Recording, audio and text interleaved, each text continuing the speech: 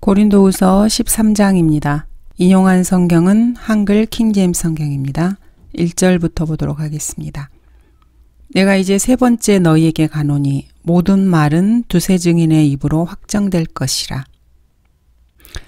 자, 다시 한번 이제 세 번째라는 말이 본문에서 나오고 있습니다.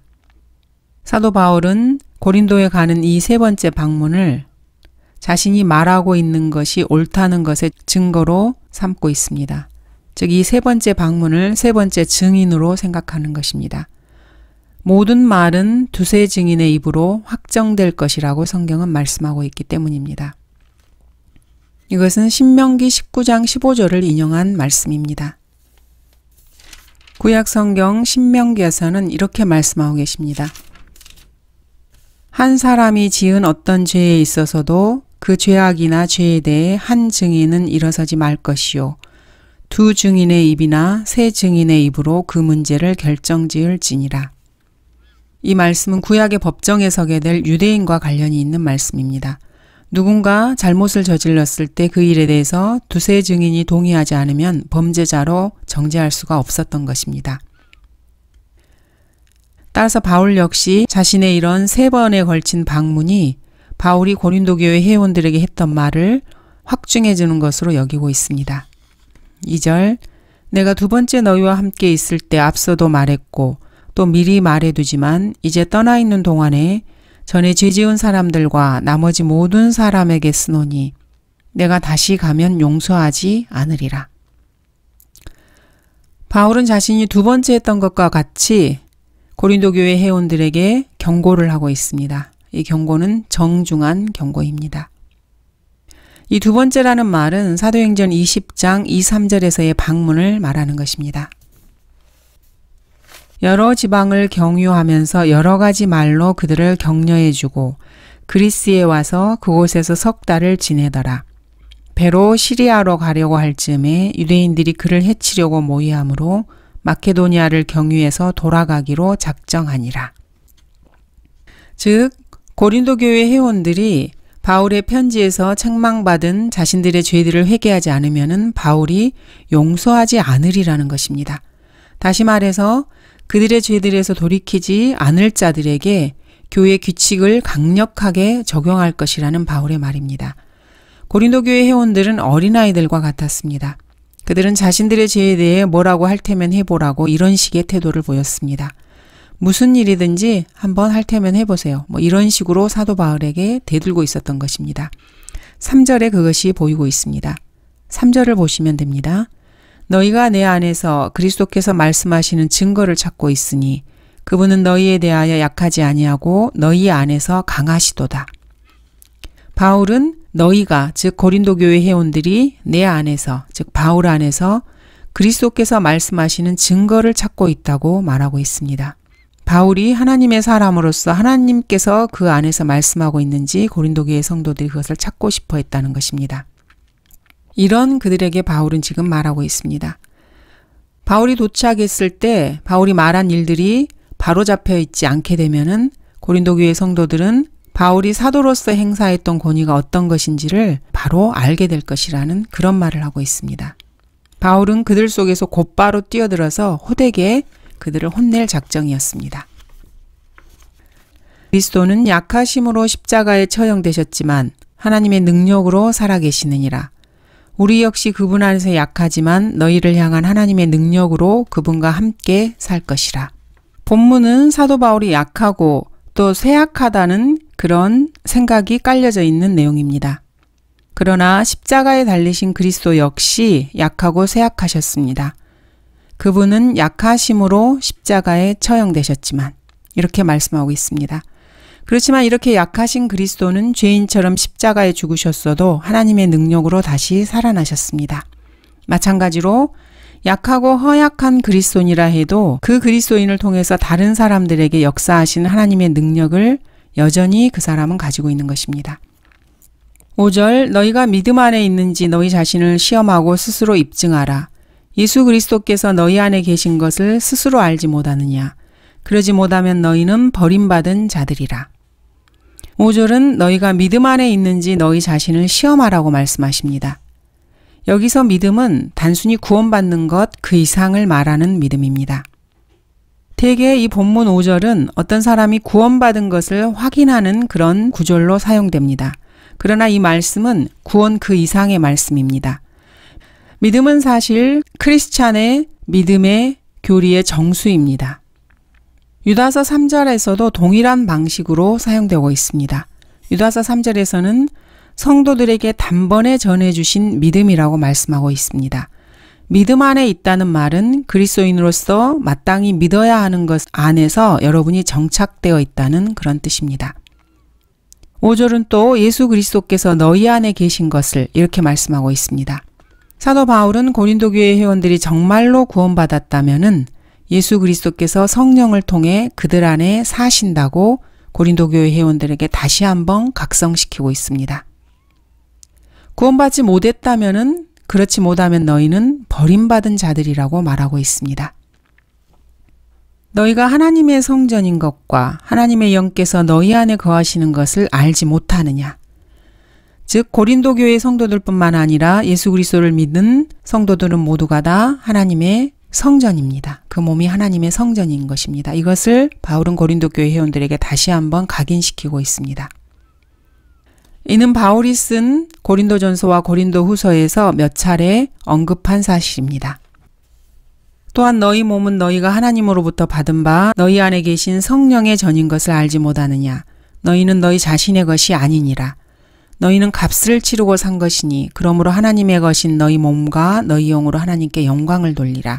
그리스도인은 사실 그 몸이 자신의 것이 아니고 하나님의 것입니다. 하나님께서 하나님의 핏값으로 이미 사셨기 때문입니다. 이는 어두움 속에서 빛이 빛이라고 명령하신 하나님께서 예수 그리스도의 얼굴에 있는 하나님의 영광을 아는 빛을 주시기 위하여 우리 마음에 비추셨기 때문이라. 그러나 우리가 이 보물을 질그릇에 가졌으니 이는 그 능력의 탁월하심이 하나님께 있는 것이지 우리에게 있는 것이 아님이라. 이런 보물인 예수 그리스도를 우리의 질그릇, 이 몸에 가지고 있는 것입니다. 6절 그러나 내가 바라는 것은 우리가 버림받은 자들이 아닌 것을 너희가 아는 것이라. 사도 바울은 자신이 구원받았다는 증거를 고린도 교회 회원들에게 보여주었습니다. 그러나 다음 말씀으로 보면은 고린도 교회에서 거짓 교사들이, 즉 거짓 사역자들이 바울이 구원받지 않았다고 고린도 교회 회원 몇몇에게 그들의 마음을 회유시켜서 확신시켰다는 것을 알 수 있습니다. 하지만 이것은 바울의 언변을 두고 하는 말이었다는 것은 확실합니다. 그들은 바울을 이렇게 비난했습니다. 그의 편지들은 무게가 있고 힘이 있지만 직접 대할 때는 약하고 그 언변도 하찮다. 이렇게 비난을 했던 것입니다. 그래서 바울은 이들의 공격에 대해서 비록 언변에 있어서는 서툴지만 지식에 있어서는 그렇지 아니하노라.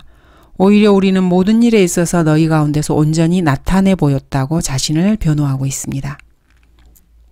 러크만 목사님 역시 늘 이런 식의 비난을 들으십니다. 어떤 설교자들은 러크만 목사님에 대해서 러크만처럼 글을 쓰는 사람은 누구든지 지옥에 좀 갔다 와야 해. 이런 식으로 말을 하기도 했습니다. 이 말은 사실 여러분들이 근본주의 기독교에서 일어나고 있는 배교를 폭로하면은 그 사람은 구원받을 수 없어. 그 사람은 구원받은 사람일 리가 없어. 이런 생각이 깔려 있는 말입니다. 한 번은 R.L. 하이머즈가 목사님에게 전화를 걸어서 이렇게 말했습니다. 이곳에 한번 와보세요. 그러면 제가 당신을 그리스도께 인도하겠습니다. 그래서 제가 당신 안에 있는 악령들을 쫓아내드리죠. 그렇게만 해준다면은 내 교회에서 설교하게 해줄게요. 그렇게 하면은 당신은 정말로 하나님을 위해서 뭔가 할 수 있을 것 같긴 하네요. 이렇게 목사님에게 말을 했습니다. 이 말에 목사님은 어이없이 코웃음을 치셨습니다.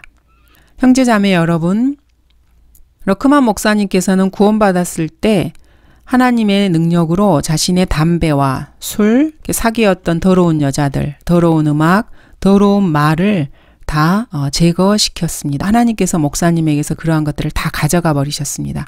그것을 목사님께서는 목도하신 것이죠. 대신에 주님께서 목사님에게 성경에 대한 사랑과 형제들에 대한 사랑과 깨끗한 것에 대한 사랑을 주셨습니다. 이것이 바로 구원받은 사람의 증거입니다. 이걸로 충분하지 않다면 목사님에게는 더 많은 구원받은 증거들이 있습니다. 주님께서는 목사님을 사역으로 부르셔서 매년 구원받는 혼들과 설교자로 부르심을 받은 젊은이들과 훈련시킬 젊은 남녀들을 주셨습니다. 이것이 바로 목사님께서 구원받으셨고 하나님께서 쓰신다는 증거입니다. 그 외에도 목사님의 모든 자녀들과 손자들도 구원을 받았고 또한 청구서들을 못 내는 일이 없이 세금이나 모든 청구서들을 다 낼 수 있도록 하나님께서 재정적인 지원도 해주셨습니다. 그리고 이 책을 쓰시는 그때에도 목사님은 역시 기운이 넘쳐서 80세의 나이에도 학위를 하셨습니다. 젊은 청년들과 학위를 하셨습니다. 80세의 나이에 말입니다. 그러니 목사님의 대적자들이 뭐라고 하든지 목사님께서 신경 쓸 이유가 뭐가 있겠습니까? 러크만 목사님은 자신을 하나님의 사람으로 생각하고 계십니다. 하나님의 응석바지 중 하나라고 생각하고 계십니다. 그러므로 그 형제들이 뭐라고 짓거리든지 상관없습니다. 개의치 않으셨던 것입니다.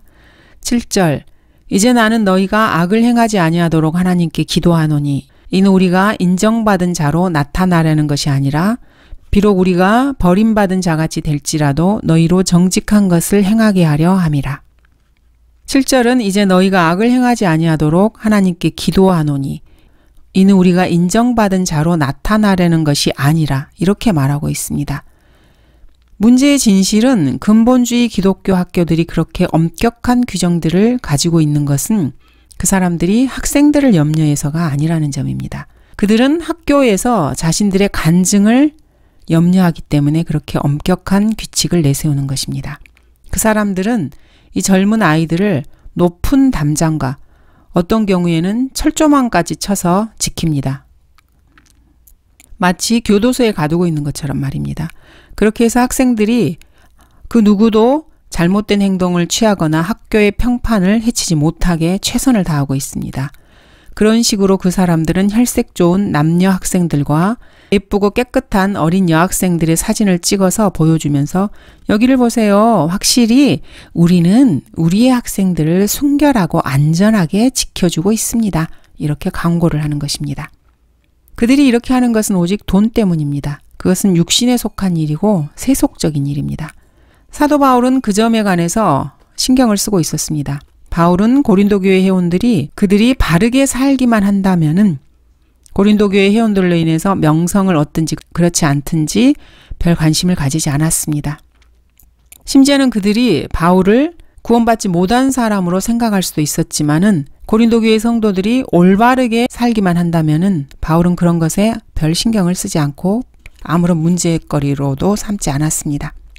8절 우리가 진리를 거슬러서는 아무것도 할 수 없고 오직 진리를 위해서만 할 수 있느니라. 사도 바울은 하나님께서 자신이 진리를 대적하는 일을 허락하지 않으실 것이라고 말하고 있습니다. 바울의 대적들은 바울이 진리를 대적한다 이렇게 비난했습니다.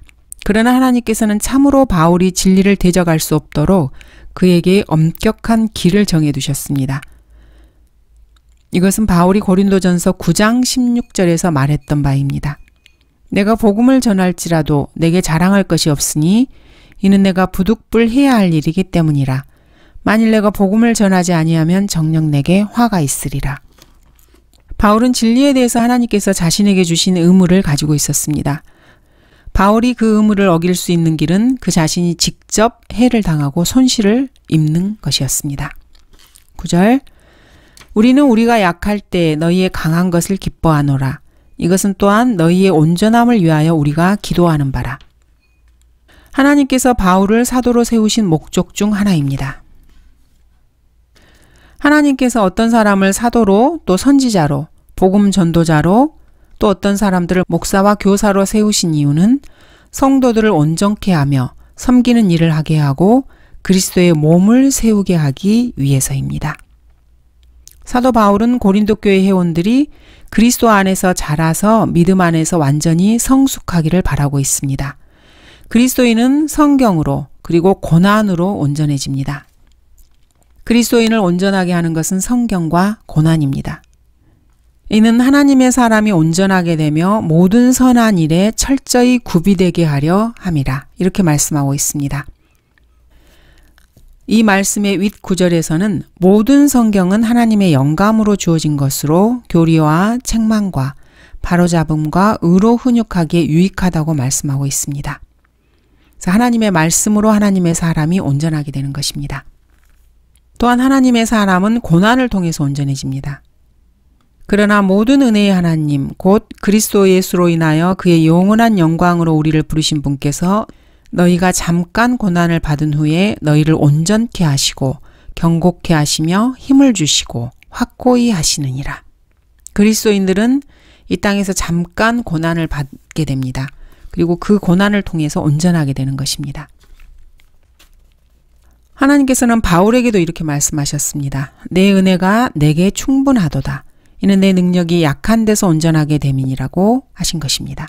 그래서 바울은 오히려 자신 안에 있는 사탄의 가시를 매우 기쁘게 생각하고 자신의 나약한 것을 자랑한다고 말하고 있습니다. 왜냐하면 그리스도의 능력이 자신 안에 거하게 하고 싶어 했기 때문입니다.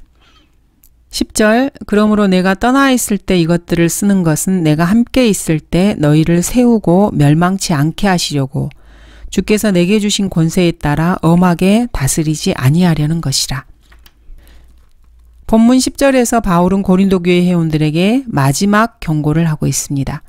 바울은 자신이 도착하기 전에 고린도 교회 회원들이 바울이 쓴 글을 읽고 그들의 죄들을 회개하여서 죄를 그만 짓기를 바라고 있습니다. 그러나 만일 그들이 그렇게 하지 않는다면은 너희를 세우고 멸망치 않게 하시려고 주께서 내게 주신 권세에 따라 엄하게 다스리겠다고 그렇게 말하고 있습니다. 바울은 고린도 교회 성도들을 엄하게 다스릴 준비가 다 되었던 것입니다. 11절 형제들아 마지막으로 말하노니 기뻐하라 온전하게 되라 위로를 받으라 한 마음을 품으라 평안히 지내라 그러면 사랑과 화평의 하나님께서 너희와 함께 계시리라. 여기서부터 바울은 작별 인사를 시작하고 있습니다. 본문에서 온전하게 된다는 것은 이미 하나님의 말씀과 고난으로 된다고 말씀드렸습니다.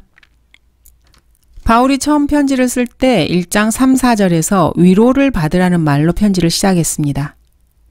바울은 고린도 교회 성도들이 위로를 받기를 바라고 있었습니다. 그렇지만 바울은 고린도 교회 성도들이 위로받기 바랐지만 그들이 바로 잡혀서 바르게 행하면서 위로받기를 바랬습니다.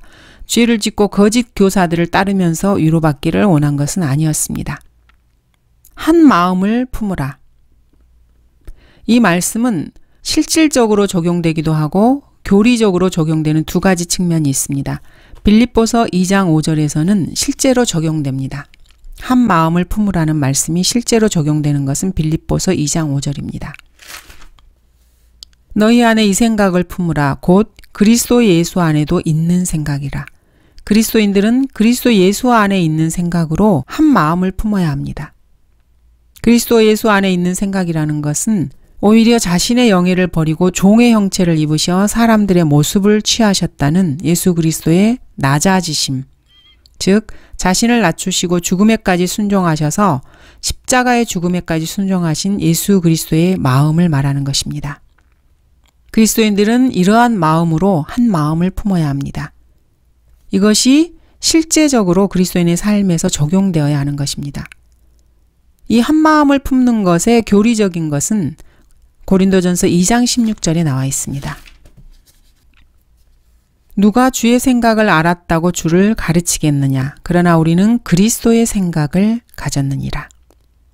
그 윗절을 보면은 영적인 사람은 모든 것들을 판단하나 자신은 아무에게도 판단을 받지 아니하느니라고 말하고 있습니다. 영적인 일들은 영적으로 분별되는 것입니다.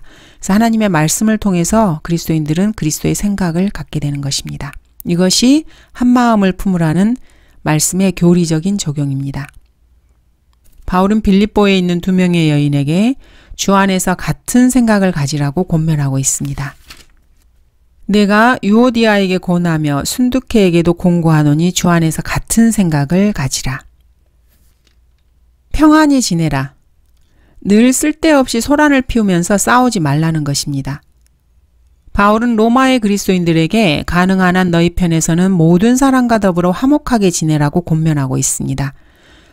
또한 감독, 즉 목회자는 구타하거나 다투지 않아야 한다고 말하고 있습니다. 목회자의 자질로는 술을 즐기지 아니하며 구타하지 아니하고 더러운 이익을 탐내지 아니하며 오직 잘 참고 다투지 아니하며 탐욕스럽지 아니하고 라고 말하고 있습니다.